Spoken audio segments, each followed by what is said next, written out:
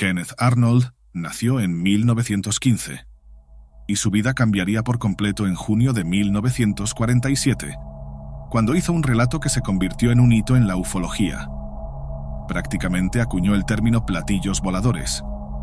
Este episodio representó el primer registro ampliamente divulgado de objetos voladores no identificados en los Estados Unidos, ocurrido sobre el Monte Rainier en Washington. El caso tuvo repercusión inmediata y marcó el inicio del interés popular y científico en ovnis en el mundo.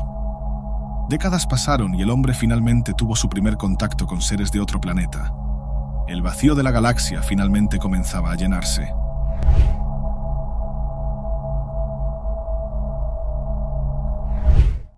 Saludos a todos. Si estás interesado en religión, alquimia, cábala, filosofía o la historia del ocultismo, asegúrate de suscribirte aquí en Camino Etéreo. Cada suscripción es un gran apoyo para los videos que hago en mi canal. Pero antes de hablar del bosque oscuro o selva negra, vamos a dedicarnos a lo que Arnold descubrió.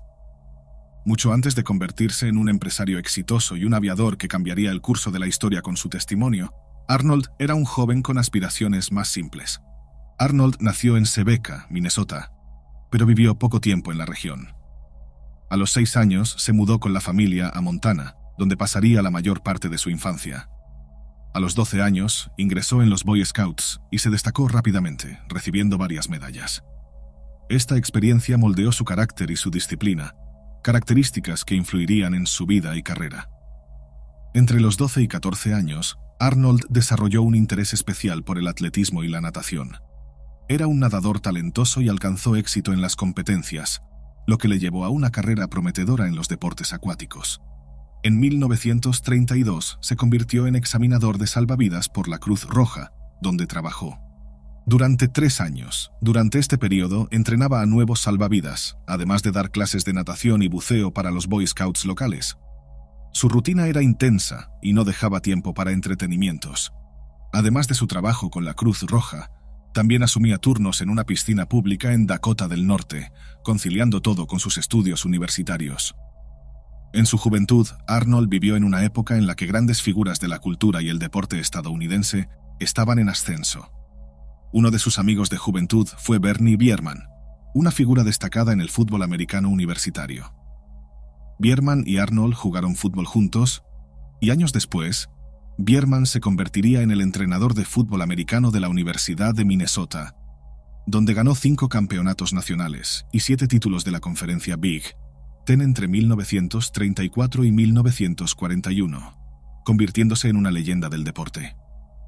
Aunque Arnold mostró talento en el fútbol, su carrera fue interrumpida por una lesión en la rodilla y finalmente desistió del deporte al comenzar la universidad. La meteórica carrera de Arnold en el atletismo y la natación fue fundamental para él. En entrevistas, él mismo declaró que fue gracias al atletismo que logró mantener vivas sus ambiciones, ya que su situación financiera no permitía costear los estudios universitarios. Sus resultados deportivos le abrieron puertas, permitiéndole continuar estudiando. Arnold siguió un camino de determinación y disciplina, características que lo acompañarían durante toda su vida. Esta base de resiliencia y voluntad lo preparó para el momento que, en 1947, cambiaría su destino y marcaría la ufología mundial. Este periodo de la vida de Kenneth Arnold estuvo marcado por la economía financiera que fue necesaria en sus años iniciales en la universidad, estudios intensivos y un compromiso invaluable con el atletismo que él consideraba el pilar de sus logros. En 1938, Arnold comenzó a trabajar en una fábrica de extintores automáticos contra incendios. Pronto consiguió una promoción y al año siguiente ya estaba desarrollando sus propias ideas de negocio, fundando su propia empresa.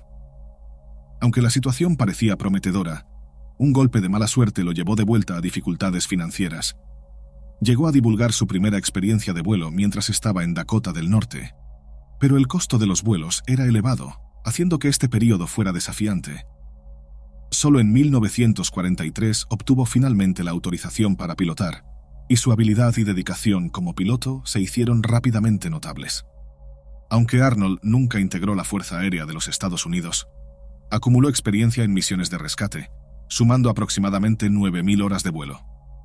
Su reputación como piloto experimentado y respetado lo precedía. En 1947 estaba en un vuelo cercano al Monte Rainier, en Washington, cuando avistó algo que cambiaría no solo su vida, sino también la historia de la ufología y el interés global por fenómenos aéreos inexplicables. Arnold describió haber visto 9 objetos voladores extraños, de apariencia inusual, con características que él nunca había presenciado. Estos objetos presentaban un movimiento no natural, como si estuvieran bajo el control de una tecnología avanzada y desconocida. Parecían desplazarse en saltos, manipulados por algún tipo de mecanismo invisible, tal vez hasta magnético. Este tipo de desplazamiento, que Arnold comparó a platillos saltando sobre el agua, llevó a los periodistas de la época a acuñar el término platillo volador. En realidad, él describió los objetos como similares a platillos, como esos pequeños platos usados bajo las tazas de café. Después de divulgar su experiencia, el relato de Arnold rápidamente se esparció por el mundo, y él se convirtió en una figura central en el campo emergente que daría origen a la ufología. Arnold experimentó lo que muchos llamarían sus 15 minutos de fama, pero la verdad es que su impacto fue mucho mayor que eso. Con el tiempo, Arnold se convirtió en un ejemplo y un catalizador del interés popular y científico por el fenómeno de los ovnis. Entre finales de la década de 1940 y el inicio de la década de 1950, los medios estadounidenses comenzaron a abrir espacio para que personas comunes compartieran sus propios avistamientos y relatos, resultando en un periodo inédito en el que la sociedad, por primera vez, parecía abierta e incluso ansiosa por comprender estos fenómenos. Curiosamente, los avistamientos que se multiplicaban presentaban características similares, a pesar de ocurrir en lugares geográficamente distantes. En 1952, Arnold publicó un libro titulado The Coming of the Saucers, que puede traducirse como La llegada de los platillos. En esta obra, detalló sus experiencias y reflexionó sobre el impacto que el fenómeno tuvo en la sociedad estadounidense. El material reunía toda la información principal sobre su avistamiento, como el término platillo volador, que sería ampliamente adoptado, basado en su descripción, una descripción que, aunque simplista, capturó la imaginación popular. El impacto de Arnold en la cultura estadounidense y en el campo de la ufología fue profundo. Su relato es considerado el primero de una serie de avistamientos que ayudarían a establecer la base de lo que hoy conocemos como ufología moderna. Su experiencia inspiró debates, investigaciones y especulaciones que, décadas después, siguen alimentando el interés por lo desconocido. Con el lanzamiento de The Coming of the Saucers, un libro que representó su intento de reunir y organizar todo lo que había experimentado y relatado sobre los avistamientos de ovnis, Arnold, además de compilar sus propias experiencias, incluyó relatos detallados de otros testigos y nuevas reflexiones sobre el fenómeno. El libro fue coescrito por Raymond Palmer, un editor influyente y una de las principales figuras de la ciencia ficción de la época. Palmer ya era conocido por su trabajo en revistas de gran circulación que abordaban temas de misterio y ciencia alternativa, y su colaboración con Arnold hizo que el libro ganara visibilidad y alcanzara a un público ávido de explicaciones sobre el fenómeno de los ovnis. La influencia de Palmer es evidente en el tono y la estructura del libro, que incluye desde descripciones detalladas de los avistamientos de Arnold hasta discusiones sobre teorías más complejas y especulativas. Este es de hecho el primer libro conocido en mencionar a los famosos hombres de negro, figuras misteriosas que, según algunos relatos, serían agentes secretos con la capacidad de manipular la mente humana y borrar los recuerdos de quienes han sido testigos de apariciones de ovnis. Teóricamente, estos agentes trabajarían para un gobierno cuya intención sería ocultar pruebas e información sobre la existencia de vida extraterrestre, manteniendo al público en la oscuridad sobre lo que realmente ocurre en los cielos. Aunque la existencia de estos agentes es controvertida, y muchos los asocian con la ciencia ficción, la idea de los hombres de negro se convirtió en un símbolo popular de las teorías de conspiración que rodean el fenómeno ovni. Arnold, quien comenzó a involucrarse profundamente en el estudio y la divulgación de avistamientos de ovnis, fue más allá de su relato inicial sobre el avistamiento en el Monte Rainier. Uno de los episodios más importantes en los que colaboró fue el caso del Vuelo 105, que se convertiría en uno de los avistamientos más discutidos de la década. Sin embargo, para entender la importancia del involucramiento de Arnold en este caso, es necesario contextualizar lo que estaba ocurriendo en los Estados Unidos en 1947. Según los registros, hubo más de 800 relatos de avistamientos de platillos voladores solo en el verano de ese año. Muchos creen que esta histeria colectiva comenzó con el relato de Arnold, pero en realidad algunos avistamientos ocurrieron incluso antes del famoso incidente en el Monte Rainier. De hecho, el caso del vuelo 105, aunque ampliamente documentado, sucedió solo algunos días antes del relato de Arnold. Lo que el caso de Arnold trajo fue una repercusión sin precedentes. El 24 de junio de 1947, su avistamiento marcó el primer registro público detallado de objetos voladores no identificados después de la Segunda Guerra Mundial, convirtiéndolo en un hito moderno. Después del relato de Arnold, muchos se sintieron alentados a compartir sus propias experiencias con objetos voladores extraños, fenómenos que antes eran tratados con escepticismo o temor. Así, una avalancha de avistamientos fue registrada en las semanas siguientes, con un pico el 7 de julio de 1947, solo unos días después del avistamiento de Arnold. La gran concentración de estos relatos en tan poco tiempo y en una área geográfica específica llevó a las autoridades a investigar. Oficiales de la Fuerza Aérea de los Estados Unidos intentaron dar una explicación lógica para los fenómenos, sugiriendo que podrían ser pruebas de nuevas tecnologías, aunque no especificaron si serían experimentos nacionales o extranjeros. Esta reacción oficial, lejos de tranquilizar a la población, solo alimentó aún más la especulación y el fascinamiento por lo desconocido. En un escenario ya fértil para la imaginación, marcado por la reciente introducción de la ciencia ficción en la cultura popular, cualquier objeto no identificado rápidamente se convertía en un platillo volador en la mente de las personas. Durante este periodo, los relatos de avistamientos aumentaron exponencialmente. En solo unas semanas, hasta el 10 de julio, se contabilizaron oficialmente 800 registros de objetos no identificados en los Estados Unidos. Estos números, aunque ya impresionantes, son solo los registros oficiales.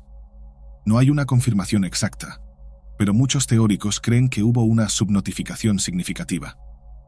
En momentos de histeria colectiva, especialmente en una época en la que la tecnología de comunicación era limitada, es probable que muchos relatos no hayan sido documentados adecuadamente. La propia falta de recursos para registrar estos eventos de manera precisa, como cámaras o equipos de monitoreo aéreo sofisticado, pudo haber contribuido a que muchos de estos avistamientos se perdieran. Es importante aclarar que, al hablar de objetos voladores no identificados, no nos referimos necesariamente a naves extraterrestres tripuladas por seres de otro planeta. OVNI describe cualquier objeto en el cielo cuya naturaleza u origen no ha sido identificado inmediatamente. Muchas veces, estos avistamientos involucran aeronaves o objetos con un diseño o tecnología que desafía nuestra comprensión convencional, como en el caso descrito por Arnold, en el que él observó objetos con una forma y movimiento que no parecían tener relación con las aeronaves de la época. En 1950, las aeronaves conocidas no tenían ninguna semejanza con lo que Arnold relató. Y hasta hoy, con todos los avances tecnológicos, no existe nada que imite la manera en que los objetos se movían o planeaban sobre el Monte Rainier. La ciencia, a lo largo de las décadas, ha sido responsable de desmitificar fenómenos que antes parecían sobrenaturales o inexplicables. Muchos eventos considerados mágicos o sobrenaturales en el pasado han sido comprendidos con el tiempo por la ciencia. Lo que antes resultaba extraño o temible, hoy se entiende con naturalidad y muchas veces se incorpora a la vida cotidiana. Por ejemplo, es interesante imaginar la sorpresa de las primeras personas que presenciaron la lluvia, un fenómeno que podía haber sido interpretado como un signo de que el cielo estaba colapsando. Pero con el tiempo, el ser humano fue aprendiendo a entender la naturaleza a su alrededor y a usar ese conocimiento para moldear su destino. Cuando alguien avistaba un ovni en 1950, la experiencia era muy distinta de la de alguien que observa el mismo tipo de objeto en el año 2024. Hoy, con décadas de evolución científica y tecnológica, tenemos mucho más conocimiento sobre objetos aéreos y fenómenos atmosféricos. Muchos de los objetos que se avistaban y consideraban misteriosos en los años 1950 pueden ser explicados fácilmente por la ciencia actual. Si un dron moderno, por ejemplo, apareciera en los cielos en 1947, probablemente provocaría un aumento drástico en los relatos de ovnis, ya que las personas no tenían la tecnología y el conocimiento necesarios para identificar aquel objeto. De este modo, es importante recordar que OVNI no es sinónimo de nave extraterrestre. Representa simplemente un fenómeno aún no comprendido, que requiere investigación científica para ser debidamente identificado. Y la ciencia, por naturaleza, se encarga de traer explicaciones para lo que inicialmente parece inexplicable. Si un objeto aún no ha sido completamente comprendido, corresponde a la ciencia hacerlo accesible a nuestra comprensión. Cuando consideramos la posibilidad de que estos objetos puedan ser naves de otros planetas, automáticamente asumimos que sus tripulantes serían seres inteligentes. Este tipo de razonamiento se basa en nuestra propia experiencia, ya que un viaje interestelar exigiría una capacidad intelectual y tecnológica muy avanzada, algo que nosotros, los humanos, aún no dominamos. En nuestra historia, la humanidad ha avanzado con la ayuda de figuras notables cuyas mentes brillantes han transformado la manera en que vemos el mundo y los límites que creemos posibles. En pocos siglos, la modernidad ha alcanzado logros más rápido de lo que muchas civilizaciones antiguas lograron en milenios. Sin embargo, incluso con tantos avances, aún no hemos logrado ciertas hazañas que parecen posibles solo para una civilización más avanzada, como suponemos que sería el caso de estos seres extraterrestres. El interés por estos fenómenos forma parte de un profundo deseo del ser humano de explorar lo desconocido y desafiar sus propias limitaciones. Desde los primeros días de la humanidad, el miedo a lo desconocido ha sido una fuerza motivadora para la investigación y para la expansión de nuestro conocimiento. Intentamos entender lo que nos rodea, desde fenómenos naturales hasta cuestiones espirituales y metafísicas. La aparición de los relatos de ovnis en gran escala en la década de 1940 despertó una curiosidad que parecía insaciable. Durante ese periodo, las personas intentaban dar sentido a lo que estaban presenciando, y la aparición de nuevos relatos ayudó a alimentar el imaginario colectivo sobre la existencia de otras formas de vida. Por otro lado, también se percibió una evolución en la forma en que la sociedad lidia con estos fenómenos. En lugar de ser tratados solo como fantasía o superstición, estos objetos comenzaron a investigarse y analizarse como fenómenos reales que podrían tener explicaciones científicas. Incluso cuando la idea de vida extraterrestre parece especulativa, refleja la capacidad humana de imaginar y de buscar respuestas para lo que aún es incierto. Esta búsqueda, que antes se realizaba de manera individual, pasó a organizarse y a involucrar a científicos, investigadores y autoridades que veían la necesidad de estudiar estos fenómenos con seriedad. En el año 2024, con toda la tecnología disponible, el enfoque sobre los ovnis ha cambiado, pero el fascinamiento permanece. Tenemos acceso a información y tecnologías que eran inimaginables en 1950, pero la curiosidad en torno a los fenómenos desconocidos persiste. Seguimos preguntándonos si existe vida fuera de la Tierra y, si la hay, si estos seres tienen interés en observarnos. Pero, aunque hayamos avanzado en innumerables áreas, el misterio sobre el universo y sobre lo que puede estar más allá de nuestra comprensión persiste. El estudio de objetos voladores no identificados es una extensión de nuestra propia jornada de exploración. Aunque muchos de estos avistamientos puedan tener explicaciones convencionales, la idea de que puedan representar algo más allá de lo que conocemos reafirma que aún tenemos mucho que descubrir. Al mencionar extraterrestres, en realidad estamos lidiando con más que una simple especulación. En parte, proyectamos nuestros anhelos, miedos e inseguridades en algo que aún no logramos explicar. Algunas tradiciones religiosas sugieren que los dioses no son meras abstracciones, sino figuras reales, de fuera de nuestro planeta, que nos observan como parte de una gran prueba. Estos seres, según algunas visiones, existirían en galaxias distantes, y su eventual contacto con la humanidad formaría parte de un proceso de aprendizaje o evaluación. Pero al tratar lo desconocido como algo inexplorado y místico, revestido de misterios indescifrables, podemos acabar alejándonos de un enfoque más racional y científico del tema. La imagen de seres de otros planetas descendiendo a la Tierra para iniciar una guerra es, de hecho, aterradora. Gran parte de ese temor es alimentado por películas y por la ciencia ficción de Hollywood, que ha creado imágenes de invasiones extraterrestres que difícilmente serían vistas como alentadoras. Desafortunadamente, las teorías que involucran ovnis se han asociado tanto a conspiraciones que, para muchos, discutir el tema es automáticamente hablar de personas paranoicas que viven esperando un ataque que probablemente jamás ocurrirá. Los seres humanos tienen una propensión a la paranoia. Y esto se refleja en las 800 notificaciones de ovnis registradas en 1947, según relatado por la prensa estadounidense. Estos relatos muestran que, por más que estemos motivados a explorar lo desconocido, nunca hemos estado completamente preparados para enfrentarlo. Ese verano de 1947 trajo un componente inédito, ampliando una comunidad en formación y dando publicidad al mito de los platillos voladores, lo que lo transformó, en cuestión de días, casi en un folclore estadounidense. Es interesante observar las similitudes entre los relatos de ovnis y las representaciones antiguas de figuras místicas, como las pinturas rupestres que retratan seres visitando la Tierra antes de la humanidad. También existen paralelos entre los dioses adorados por civilizaciones antiguas, como los fenicios, y las ideas modernas sobre extraterrestres. Ambos representan un intento humano de lidiar con aquello que no comprendemos.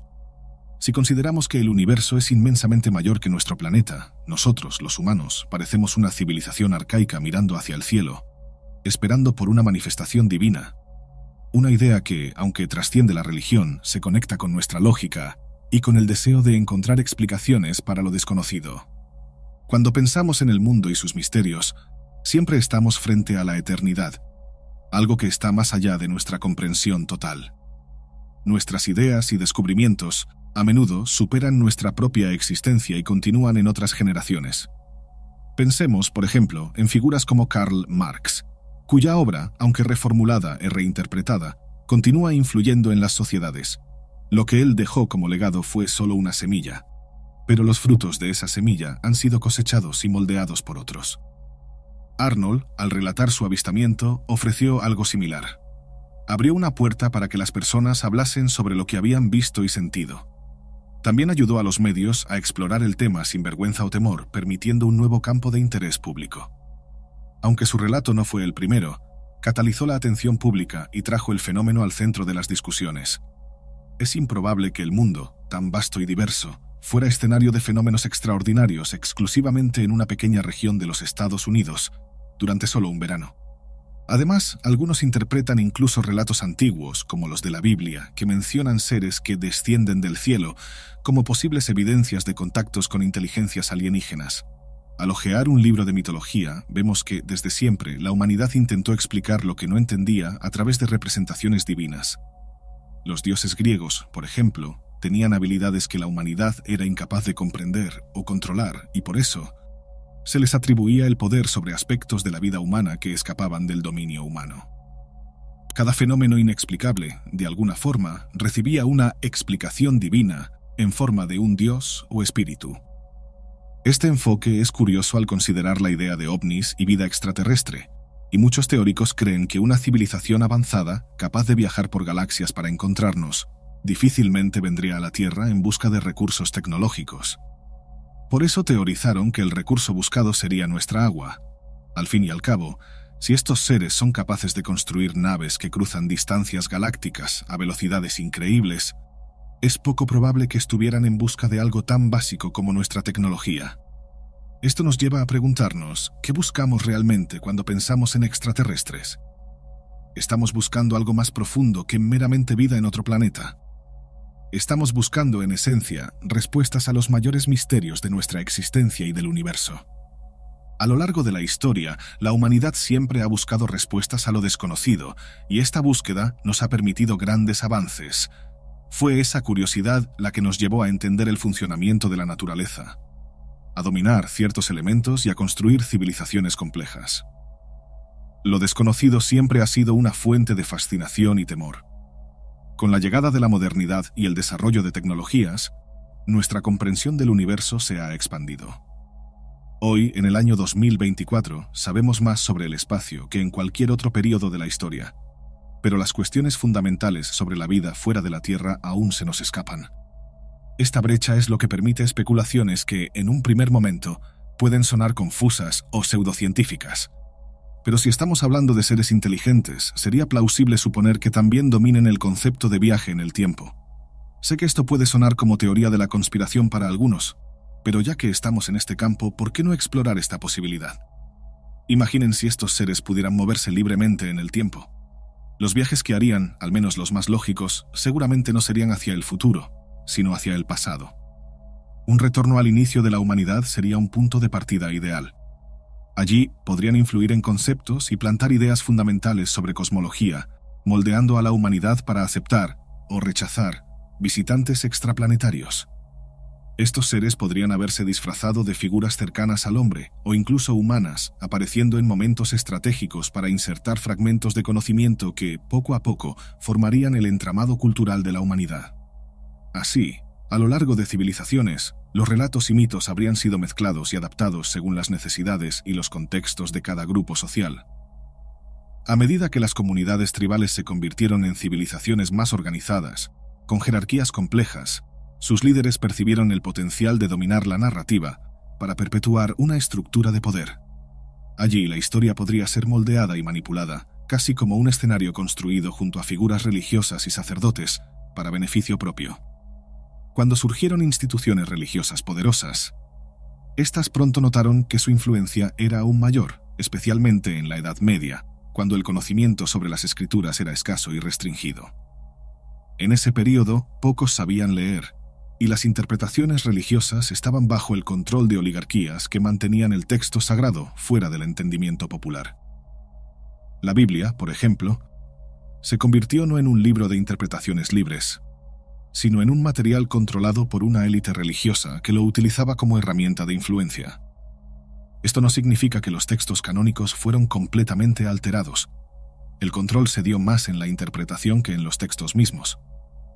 El dominio de las instituciones religiosas sobre el significado del texto era tan absoluto que hasta hoy existe una fuerte relación entre lo que está escrito y la interpretación tradicional, marcada por una adaptación constante del texto a las demandas de la época y de la cultura.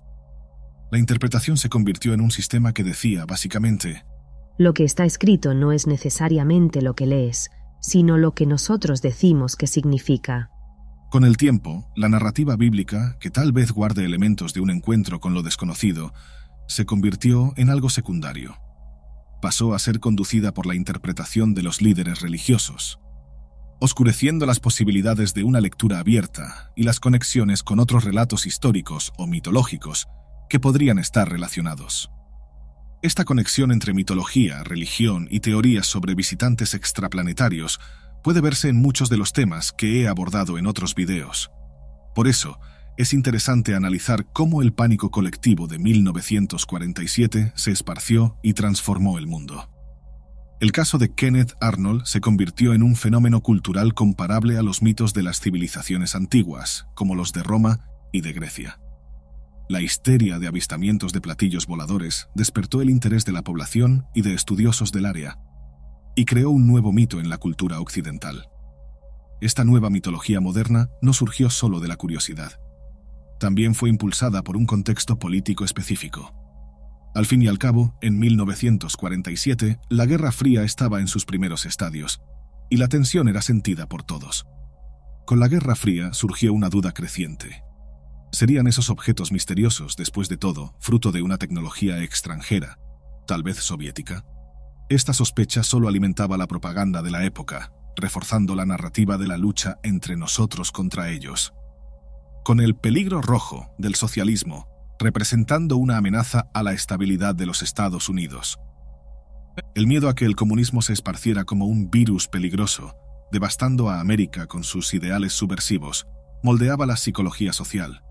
Y con esto, era fácil asociar cualquier posible tecnología de origen desconocido al poderío militar de la Unión Soviética. Al fin y al cabo, la población estadounidense ya había vivido el trauma de las dos guerras mundiales y estaba en alerta máxima para cualquier amenaza que pudiera representar una invasión, una destrucción en masa o un ataque directo al territorio nacional. Esta tensión constante entre el miedo a un ataque alienígena y el temor a una invasión soviética creó una atmósfera de paranoia que llevaba a las masas a aglomerarse en torno a los relatos de platillos voladores. El escenario de una carrera armamentista, mezclada con un pánico cultural, incentivaba a las personas a especular y temer lo desconocido. Sin embargo, el ritmo intenso de los avistamientos pronto se apaciguó. Con el paso de las décadas, el interés por el tema se enfrió gradualmente. Para cuando llegamos a los años 2000, Arnold ya había perdido gran parte del prestigio que su avistamiento inicial le había proporcionado. Arnold continuó involucrado en algunos casos de avistamientos de ovnis, como el famoso incidente del vuelo 105, pero poco a poco, su influencia se fue desvaneciendo. También intentó entrar en la política en 1962, postulándose al cargo de vicegobernador en Idaho, pero el intento resultó en un fracaso que puso fin a sus aspiraciones políticas.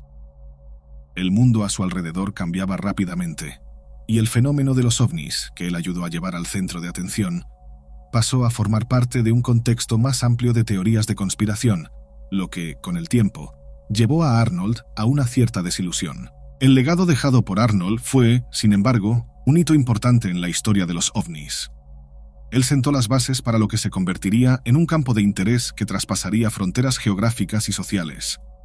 Su relato fue un punto de partida para el estudio de fenómenos aéreos inexplicables, y su influencia fue capaz de abrir espacio para que muchas otras personas se animaran a contar sus propias experiencias. En ese período, los medios encontraron una oportunidad para explorar el tema, y la ufología se consolidó como un tema relevante, estudiado por científicos, teóricos y curiosos. Ya sea por la influencia de las tradiciones religiosas o por el creciente interés de las civilizaciones modernas en teorías sobre la vida extraterrestre, el caso de Arnold hizo historia. Hoy vivimos en un mundo lleno de teorías sobre lo que existe más allá del planeta Tierra. Y aunque las explicaciones y las pruebas definitivas sobre la vida fuera de la Tierra aún estén fuera de nuestro alcance, la posibilidad de un contacto sigue cautivando nuestra imaginación, de la misma forma en que cautivaba a las civilizaciones antiguas que creían en dioses descendiendo de los cielos. En el año 2000, 12 años después del fallecimiento de Kenneth Arnold, surgió una nueva teoría para explicar el famoso avistamiento que él había presenciado en 1947. La especulación era que Arnold, al observar lo que describió como platillos voladores cerca del monte Rainier, en realidad podría haber visto pelícanos en vuelo migratorio. La formación y el comportamiento de estos pájaros podrían, según esta hipótesis, dar la impresión de un platillo, con movimientos sincronizados y rápidos que podrían haber parecido anómalos para Arnold. La incidencia de la luz solar, reflejada en las plumas blancas, también podría explicar el rayo luminoso que él afirmó haber visto. Aunque esta explicación no fue ampliamente aceptada, sirve como ejemplo de los intentos continuos por encontrar respuestas lógicas para el evento. Sin embargo, la teoría es difícil de aceptar y no ha sido tomada en serio por muchos investigadores del campo. En el año 2024, tanto la versión de Arnold como la hipótesis de los pelícanos permanecen como parte de un mito, cada una sostenida por la imaginación popular. Después del verano de 1947, la cobertura de la prensa se expandió rápidamente, y en Nueva York surgieron historias inusuales, como la teoría absurda de que los ovnis serían responsables por el robo de basura urbana. A partir de ese momento, la ufología se convirtió en un campo de especulación casi descontrolado. Poco después, los científicos comenzaron a investigar de manera más sistemática la posibilidad de vida fuera de la Tierra. Giuseppe Cocconi y Philip Morrison, en un artículo innovador, argumentaron que los radiotelescopios podrían ser herramientas fundamentales para captar transmisiones de posibles seres extraterrestres. Este estudio transformó la visión entonces vigente, alejando la idea de que el mayor peligro provenía únicamente de la Unión Soviética y sus armas. Ahora, la ciencia dirigía sus esfuerzos hacia el espacio, buscando nuevas señales y fuentes de comunicación interestelar. El enfoque de Cocconi y Morrison fue pionero al sugerir que las frecuencias de radio podrían ser la clave para captar mensajes de civilizaciones avanzadas. El uso del radiotelescopio como herramienta de comunicación interplanetaria proponía un nuevo método para escuchar los misterios del universo y cuestionar si realmente estamos solos. Para ellos, el desafío era preguntar y esperar una respuesta. Mediante frecuencias de radio, la humanidad iniciaba su primer intento de establecer comunicación con posibles seres de otros mundos. Esta línea de investigación culminó en la década siguiente con el experimento del astrónomo Frank Drake. En 1960, Drake inició el proyecto Ozma, el primer experimento oficial de búsqueda de inteligencia extraterrestre. Drake utilizó un radiotelescopio para enfocar en dos estrellas específicas, Tau Ceti y Epsilon Eridani, en busca de señales que indicaran la presencia de civilizaciones tecnológicas cercanas. La elección de estas estrellas, posiblemente por su similitud con el Sol y la distancia adecuada para un análisis detallado, se fundamentaba en la probabilidad de que existieran planetas habitables a su alrededor. Drake transmitió una señal de 400 kHz, acompañada de un receptor de 100 Hz, de manera cíclica y continua. El equipo captaba datos diariamente, que eran analizados al día siguiente, para que posibles respuestas fueran identificadas. Durante los 4 meses de grabación continua, solo una señal inusual fue detectada, la cual, después de un análisis, se atribuyó a una aeronave volando a gran altitud y fuera de la zona de control. El silencio predominó en todo el experimento. Sin embargo, ese silencio resultó ser un descubrimiento importante, contrario a lo que se esperaba. Drake no escuchó comunicaciones extraterrestres, pero escuchó, de forma inédita, el sonido del universo. El silencio profundo que para muchos también puede ser una respuesta. Este silencio mostraba que el simple hecho de no haber una comunicación directa no implicaba la ausencia de otras formas de vida. Durante años, los investigadores comenzaron a preguntarse por qué, si había vida inteligente allá afuera, mantenía su contacto tan enigmático y distante. Aquí nace la intrigante teoría del bosque oscuro, algo que antes habría sido imposible de concebir para la humanidad. Con la evolución de la ciencia y los datos de la investigación de Drake, los estudiosos comenzaron a entender el silencio como una respuesta.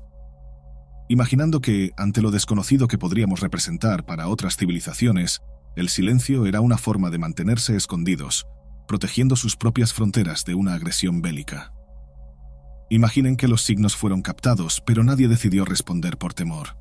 Como si la galaxia fuera un bosque o selva, y las criaturas que la habitan no quisieran hacer ruido para no atraer atención, pues entre el riesgo de ser descubiertos por seres que podrían causarles daño o quedarse absortos en el silencio, la elección más obvia sería esconderse. Si esta teoría fuera correcta, yo añadiría un elemento aún más lógico. Tratándose de sociedades que entienden la estrategia de una guerra y se esconden para proteger sus fronteras, el silencio no sería la única respuesta.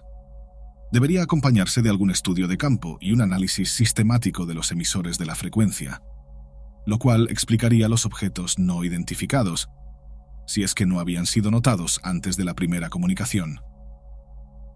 Entonces, además de mantener un silencio incómodo, la humanidad se habría convertido, incluso antes de la primera captura, en un objeto de estudio. En los años siguientes, mientras Drake y Carl Sagan comprendían el impacto de lo que habían hecho, enviando incluso mensajes más completos al espacio, muchas personas también se cuestionaban si, en caso de que se comprobara la existencia de vida inteligente, los mecanismos de comunicación serían efectivos. Considerando que las tecnologías que nos parecen modernas probablemente serían consideradas arcaicas y obsoletas, suponemos la existencia de seres que han viajado en el tiempo desde el inicio de las civilizaciones más antiguas registradas, no solo en la muestra de 1947. El proyecto Ozma se retomó una década después, en lo que se conoció como Ozma II, pero nuevamente ningún signo extraterrestre fue registrado. Para algunos, la falta de respuestas indicó el fracaso del experimento. Pero en realidad, el trabajo de Drake fue revolucionario. Abrió el camino para la exploración científica de lo desconocido y desafió a la humanidad a buscar nuevas formas de contacto. El hecho de no haber una respuesta directa no excluye la posibilidad de que existan otros comunicadores. Solo reafirma que el método y la frecuencia de comunicación aún son un enigma para nosotros. Con las experiencias de Drake, la ciencia comenzó a percibir que el verdadero desafío estaba en descifrar la frecuencia correcta, una especie de idioma universal que nos permitiera captar los sonidos del cosmos. Su trabajo sentó las bases para décadas de investigación, motivando la creación de nuevos proyectos de búsqueda de señales extraterrestres. La búsqueda de vida fuera de la Tierra es también una búsqueda de comprensión sobre lo que realmente existe más allá de los límites de nuestro conocimiento. Incluso con los avances tecnológicos y científicos, la humanidad sigue fascinada por lo desconocido. La naturaleza evasiva de estos signos y el aparente silencio del universo desafían nuestra imaginación y, al mismo tiempo, estimulan teorías que intentan llenar los vacíos con lo desconocido. El trabajo de figuras como Arnold y Drake nos ayuda a comprender el largo camino de investigación y cuestionamiento que la humanidad ha recorrido en busca de respuestas a preguntas fundamentales. El aparente silencio no ha disminuido la curiosidad humana. Al contrario, ha intensificado la búsqueda. Si estamos siendo observados o no por civilizaciones distantes, aún no lo sabemos. Y si existe algún tipo de contacto intencional o incluso velado, aún necesitamos encontrar la frecuencia correcta para interceptar ese posible diálogo entre mundos. Lo importante es que su trabajo dio origen a otros estudios que hoy estamos presenciando y abrió el camino para que generaciones futuras continúen la búsqueda, explorando el espacio e intentando descifrar la inmensidad que nos rodea. Durante la Guerra Fría, los Estados Unidos y la Unión Soviética, como sabemos, competían en una especie de duelo de narrativas. En suelo estadounidense, cualquier avance científico tenía su reflejo inmediato en los esfuerzos soviéticos. No fue diferente con la exploración de lo desconocido, pues ambos bandos crearon tecnologías y proyectos en un intento de descifrar el cosmos. Estas naciones, en busca de una supremacía que fuera más allá del terreno, aspiraban al dominio incluso sobre lo que apenas comprendían. No es sorpresa, entonces, que los estadounidenses también hayan implementado un proyecto de investigación orientado a la búsqueda de vida inteligente. El SETI, o Búsqueda de Inteligencia Extraterrestre, una iniciativa dedicada a investigar la existencia de civilizaciones avanzadas. En esencia, el SETI consiste en un proyecto lógico y continuo que busca captar respuestas a partir de señales de radio emitidas y recibidas en la vastedad del universo. Los estadounidenses, así como los soviéticos, utilizaban radiotelescopios, como el de Arecibo, manipulados para detectar frecuencias o ruidos que pudieran indicar la presencia de vida inteligente. Era un enfoque cuidadoso, sin estridencias. En lugar de un contacto directo, el proyecto sugería una escucha atenta, casi sigilosa, intentando encontrar algo que no fuera producido artificialmente, una firma de comunicación que requiriera una inteligencia al otro lado de la transmisión.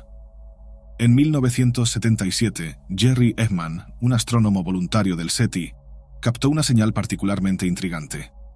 Este registro, que sería conocido como la señal WOW, en referencia a la anotación que el propio Jerry hizo al lado de los datos, fue detectado el día 15 de agosto de ese año, proveniente aparentemente de la dirección de la constelación de Sagitario. Era lo que la ciencia esperaba: un registro de frecuencia que se desviaba de cualquier señal terrestre conocida. En comparación con los esfuerzos anteriores de Drake y otros pioneros, la captación de señales era un proceso continuo y el análisis era lento, realizado manualmente. Pasaron días hasta que Ehman notó la importancia de aquel ruido, identificado solo después de varias lecturas. La transmisión duró exactamente 72 segundos, una duración suficiente para que el astrónomo notara una modulación inusual. A pesar de los intentos de explicar la señal con fundamentos naturales, ninguna de las hipótesis logró demostrar un patrón similar, ni tampoco una posible fuente terrestre. La falta de una explicación lógica sólida hizo que la señal WOW se convirtiera en el primer contacto radiofónico con una posible civilización. Hasta hoy, el SETI continúa su misión, y aunque el misterio permanece sin respuesta, el registro de la señal sigue siendo uno de los eventos más significativos en la investigación sobre vida extraterrestre. La exploración de lo desconocido es antigua, pero exige humildad, y tal vez, como afirman algunos científicos, nos hayamos precipitado. El cosmos es vasto y probablemente alberga muchas otras civilizaciones, pero la posibilidad de que deseen contactarse con nosotros quizás sea tan pequeña como nuestra expectativa de encontrar una inteligencia con quien compartir la inmensidad. La propia vastedad de la galaxia puede indicar que, aun si alguna otra inteligencia quisiera mantener contacto, la comunicación estaría sujeta a largas distancias y límites temporales que posiblemente impidan un contacto verdadero. Lo que nos mantiene en busca de vida inteligente no es solo la curiosidad, sino una necesidad de entender nuestra posición en el universo.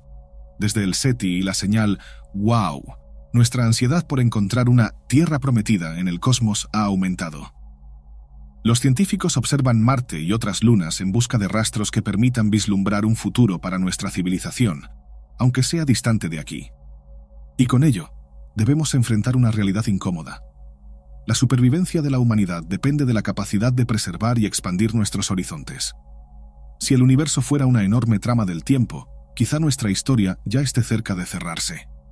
Esta idea genera cierta inquietud. El libro de la vida humana quizá esté ya casi completamente escrito.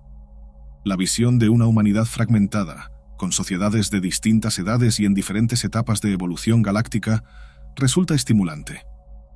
¿Será que lo que buscamos en el cielo no es un reflejo de lo que fuimos o de lo que seremos? ¿Y si las galaxias que nos rodean contuvieran fragmentos de lo que un día fuimos, podrían esos alienígenas ser solo una versión más avanzada de nosotros mismos? La ciencia ficción y la filosofía especulativa sugieren que la humanidad tal vez ya haya superado todas las barreras posibles y se haya dispersado por el universo. Naves espaciales, medios de transporte avanzados y formas de energía aún inimaginables para nosotros pueden haber sido desarrolladas en algún punto de la línea de tiempo humana, como tecnologías de una humanidad futura que aún desconocemos. Para aquellos que especulan, estas ideas no están tan lejos de la realidad. Después de todo, las civilizaciones arcaicas también miraban al cielo e interpretaban aquello que no comprendían como la presencia de deidades. La cosmovisión de los antiguos fenicios, por ejemplo, consideraba el cielo como el hogar de dioses poderosos que determinaban el destino humano.